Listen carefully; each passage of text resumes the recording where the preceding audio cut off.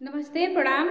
मैं रीता मौर्य सोनभद्र से। आज मैं आप लोगों को अपने YouTube चैनल रीता सोनांचली पे आप सभी का स्वागत करती हूँ। आज मैं आप लोगों के बीच एक सुहाग गीत लेकर के आई हूँ।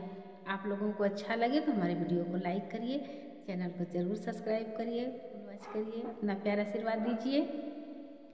विंध्याचल दरबारवा में लागल बजरिया हो, लागल बजरिया यार चुनरी जे महंगा बिकाय, राजा के सोहागवा आहे चुनरी जे महंगा बिकाय, राजा के सोहागवा।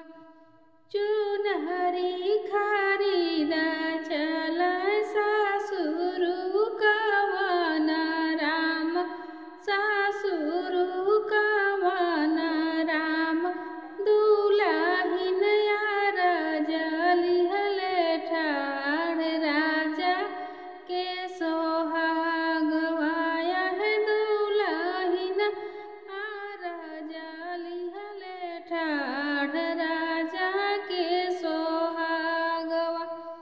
झिनहि चुनरिया जिन बेसाह मोरे सासुरु, खरीदा मोरे सासुरु, अरे झलकाई मांगी कसे नूर, राजा के सोहागवा आहे झलकाई मांगी कैसे नूर, राजा के सोहागवा।